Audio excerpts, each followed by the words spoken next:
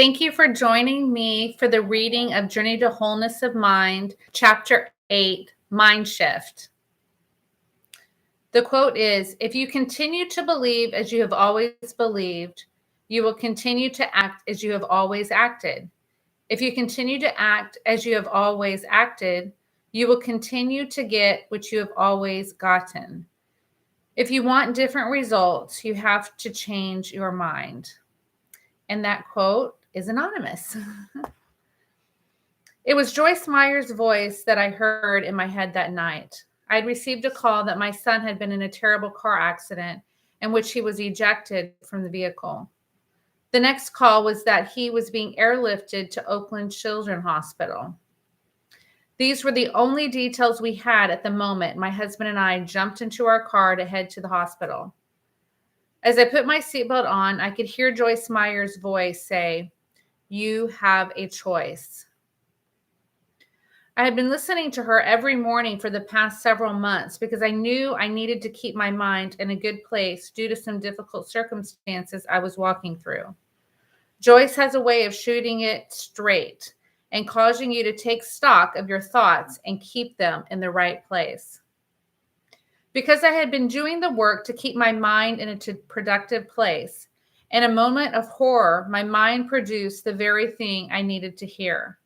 My mind recalled her words that had the power to bring life to me in the very moment my circumstances were leading me to completely fall apart. Falling apart was my normal response when it came to my boys. I remember when my oldest son was just 2, he fell and hit his head on the corner of the coffee table, and it started to bleed. I did what any respectable mother would do. I picked up my son and ran outside screaming, "Somebody help me!" Several of my neighbors came running over, one of whom took Joshua from my arms and attended to him, while the others comforted me. Not one of my proudest moments, but you get the idea of how I used to handle traumatic situations with my boys. I could give you a long list of embarrassing moments just like this one. The operative words being used to.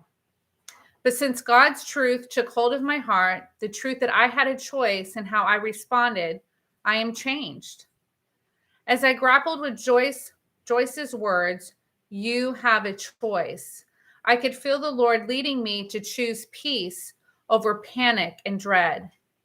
As we took off from the driveway, I made the choice to stay in peace and trust God. During the 45-minute drive to the hospital, I was fully composed as opposed to crying hysterically. Being composed gave me the ability to call people I knew who would pray and enabled me to get direction from the Lord on how I should pray. When we were able to stay composed and stay in a healthy mental state with the Lord, we avoid all the stress hormones being released into our bodies that keep us from thinking clearly. Choosing in a moment of crisis to abide in Christ enabled me to stay focused on the situation and find solutions rather than allowing panic to set in and succumbing to fear and dread. Fear does not produce any good fruit. Fear robs us of our ability to make clear, concise decisions based on truth. The truth was that I had no reason to panic. I had no facts by which to warrant falling apart. So I chose in the moment not to fall apart until I had a reason to fall apart. Once we got to the hospital, the doctor said the trauma team had come in and they were running every possible test, but so far they could find no injuries other than some scrapes and a small cut. My son had been ejected from a car and had no broken bones, no open wounds, and no internal injuries. I am overwhelmed with gratitude every time I tell this story. This was an absolute miracle. Studies show that over 75% of people ejected from a car do not survive.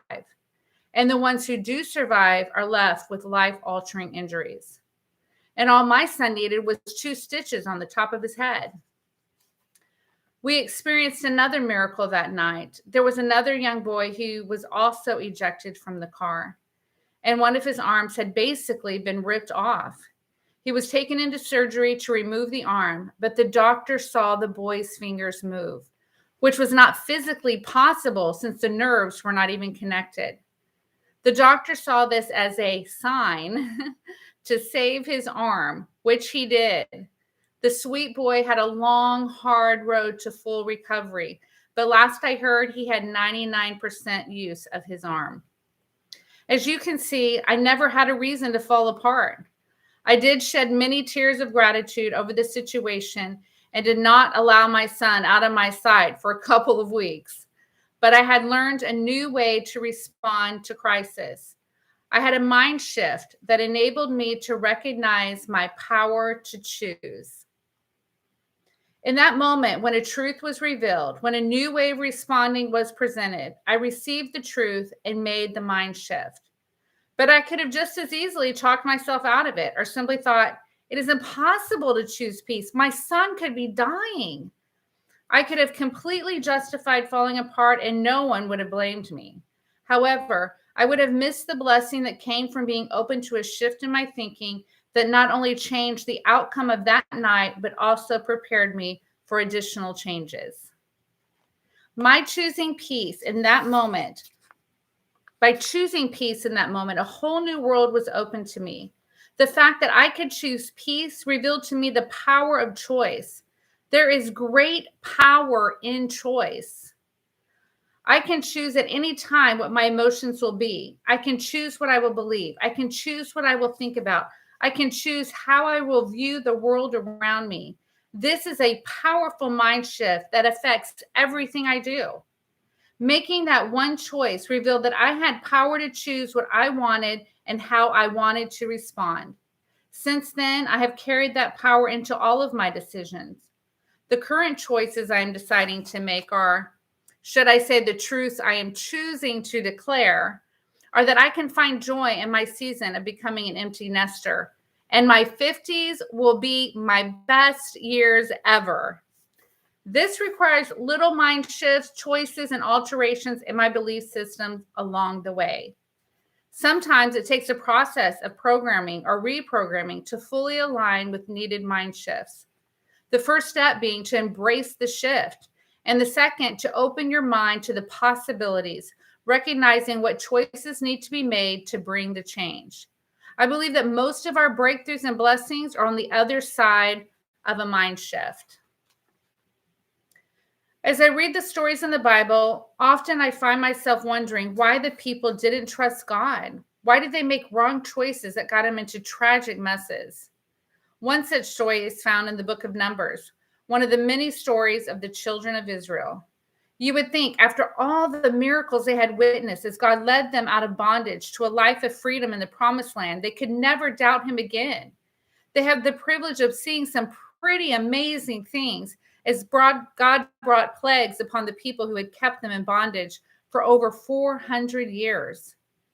God even parted the waters for them so that they could escape their captors. The waters separated, forming a wall on either side so that they could walk through on dry land. And when they got to the other side, they watched as the waters returned, drowning their pursuers.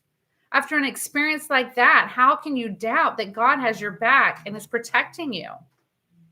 Once the children of Israel were free of their pursuers and had wandered in the desert for the time, the Lord came to Moses and told him to send men into Canaan to spy out the land which he said he was giving to them.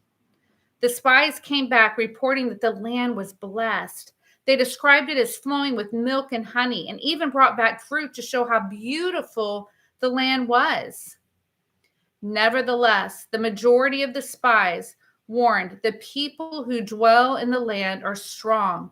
The cities are fortified and very large, according to Numbers 13:28. They went on to describe all the people living there. But one of the spies, Caleb, disagreed.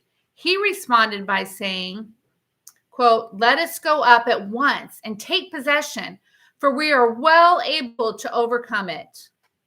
Unfortunately, the majority of the spies responded by saying, quote, "The land through which we have gone as spies is a land that devours its inhabitants, and all the people we saw in it are men of great stature. There we saw the giants, and we were like grasshoppers in our own sight, and so we were in their sight. Numbers 13:32-33. God was giving the children a new land to possess as their home, but they were fearful and did not want to risk their lives to obtain it. So what happened? They did not receive the promise of God. When presented with the truth that the land was theirs, they chose fear instead. Instead of seeing themselves through God's eyes as his children whom he protects and provides for, they saw themselves as grasshoppers. Because their view of self and their lack of ability to take hold of God's truth for them, they never obtained the promise. They did not enter their promised land. I would like to present another fact that I believe kept them from their blessing. It was their mindset. They had lived their lives to this point as slaves. Therefore, they had a slave mentality. So when presented with the world of possibilities, their frame of reference did not allow for it. When presented with a needed mind shift, they rejected it and stayed with what felt comfortable and doable. To receive the promises of God, the children of Israel needed to make the mental shift from slaves to sons and daughters. But when their father set before them all the possibilities, they could only see the risk and danger. When you're a slave, there is no permission to be brave or courageous. There is only obedience. When you're a slave, there's no place for overcoming and conquering. There is only submission. When you're a slave, there are no provisions for dreaming, only accepting what is in front of you. This was their mentality based on a lifetime of slavery. They were used to not having a land of their own. They were okay with settling and just getting by. As slaves, they had a survival mentality, not a conquering mentality. God had sent them a deliverer. He had set them free from the bondage. He had held out a whole new life for them, a whole new way of living. He, as a father, wanted to bless and prosper them and restore everything that had been stolen or held back from them. All the miracles they had witnessed leading up to this moment were meant to build trust and renew their minds to line up with who God said they were and what he had for them. His presence going before them was to show them a new way to live. He wanted to restore their ability to conquer by empowering them to take the land. He wanted to restore their dreams by showing them this land flowing with milk and honey. By showing them the land and saying, all this is yours. He was saying, no one can hold you back anymore. You will have your own land, your own home. This was their opportunity to let passion come alive in their hearts and take what was theirs, to say no more to settling, no more to bondage, to declare we are no longer slaves, but free and free to conquer. Unfortunately, they were unwilling to make the mind shift from slave mentality to mentality of abundance and provision. They chose a survival mindset. Thankfully, their descendants who were not raised in bondage were able to take hold of God's plans and receive the promised land during their lifetime. But their grandparents and parents were unable. There are so many lessons to be learned from the children of Israel. It is easy for us to look at someone else's choices and know what they should do, but we don't always take into consideration what their faulty belief systems or mindsets might be that are keeping them from making the right choice or best decisions. Where has a faulty belief system kept you from stepping out and receiving a promise from God? When has a poor view of yourself kept you from seizing an opportunity? Has fear ever kept you from doing something God put on your heart to do? Have you had an idea, a dream that looked impossible, so you decided to settle instead of conquer? We must recognize when an opportunity is presented and our negative thinking keeps us from responding.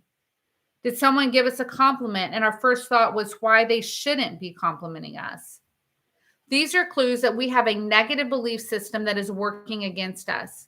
We do not want to be like the children of Israel who were delivered from bondage but still lived bound in their minds. The blessings were right in front of them, but their mindsets kept them from attaining them. We do not want to miss out on a single gift, a single blessing, or an ounce of favor that God has for us due to limited thinking. I am sure we can all look back on a time when we were presented with an opportunity from the Lord, but due to hopelessness, lack of faith, or because of past failures, we did not allow God's gift to invade our heart and change us. I know I have talked myself out of lots of gifts, truths, and opportunities in the past, but not anymore. Have you heard a word from the Lord through a Sunday message, a song on the radio, a friend or a family member, but you thought, that's not for me, or that won't work for me, or I've tried that before? I'm afraid far too often this is what happens. We do not rise up in our moment of truth and make the necessary mental shift that allows the very change we have been praying for. We must train ourselves to be mindful and intentional about everything going on between our ears. We no longer want the enemy to gain a foothold in any area of our lives and rob us of our potential or any promise from God. Choosing the right programming and recognizing any negative pre-programming from our early years is essential to walking in complete wholeness. We want to program and reprogram where necessary so that our minds have what they need to create the life we are working towards. One such area in my own life had to do with dreaming.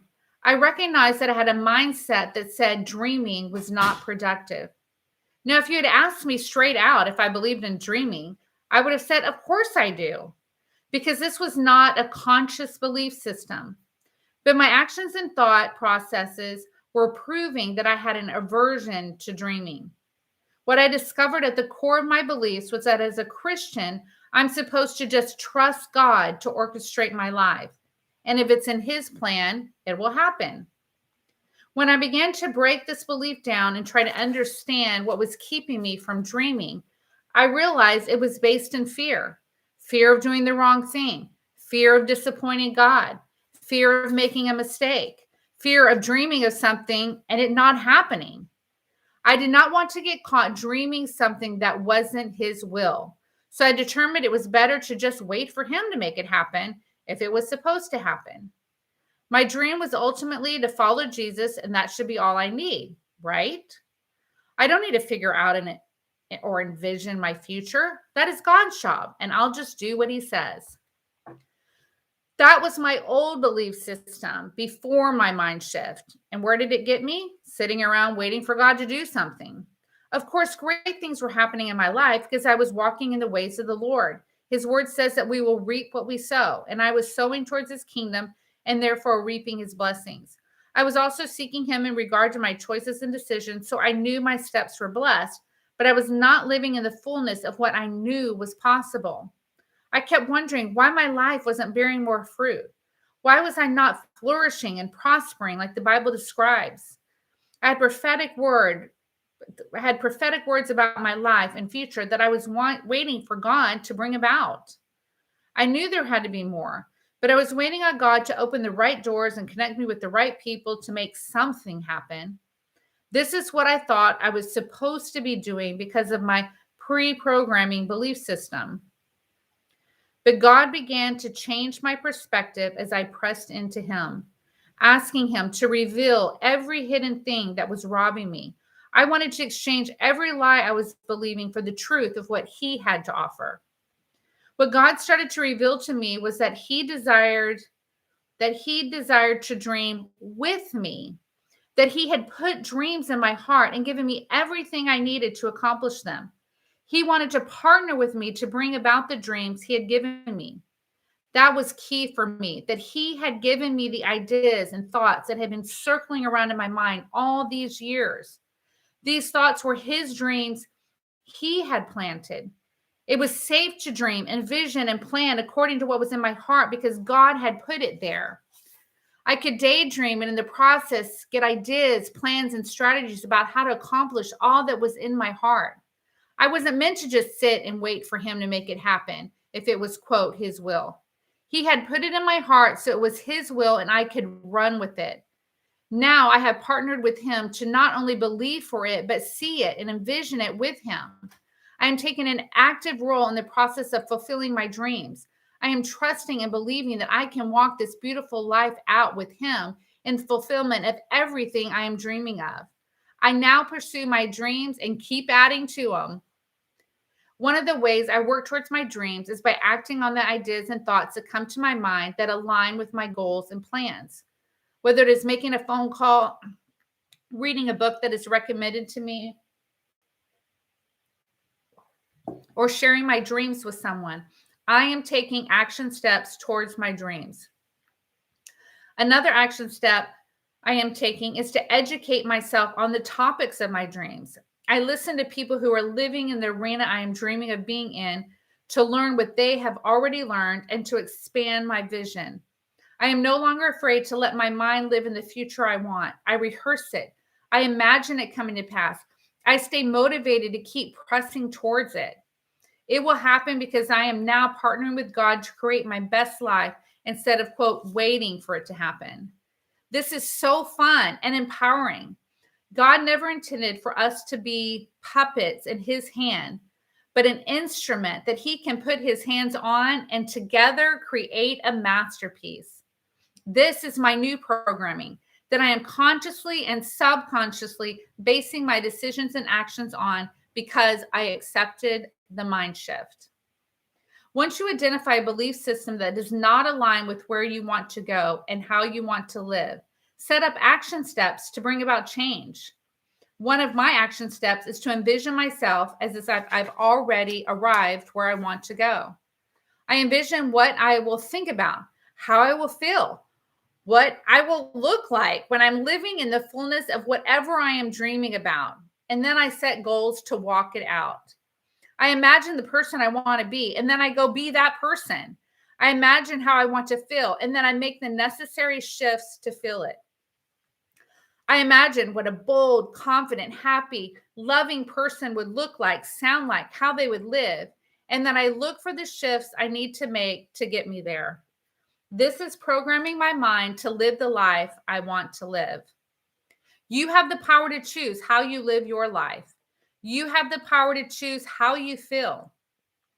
It may take practice, but it will be well worth it. Continually reinforce the attitudes, thoughts, and feelings you desire until they become natural to you because it is in your programming. It may take a lot of determination, healing, and motivation, but you can choose to stop any negative process and exchange it for a positive one. You may need to make a mental shift to believe that you are powerful, capable, and strong. The Bible tells us in Joel 3:10, let the weak say, I am strong. In other words, tell yourself who you are and how you want to feel, no matter how you actually feel.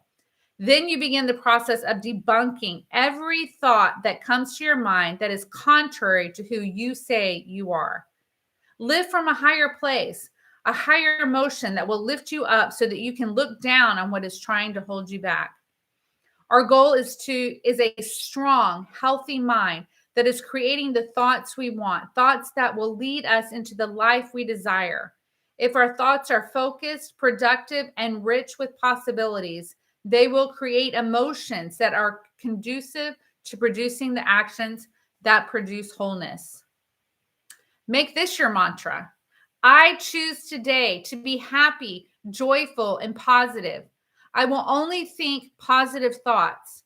I will not look at problems, but look for solutions. I will walk in gratitude and expand in love and abundance every day. I will take the necessary steps to walk towards the fulfillment of my dream to live a whole, blessed life. This is my declaration. Simply said, there are moments in life that reveal the need for a mind shift. The choices we make in those moments will determine our level of growth. Embrace and do whatever is needed to take hold of the truths that will set you free.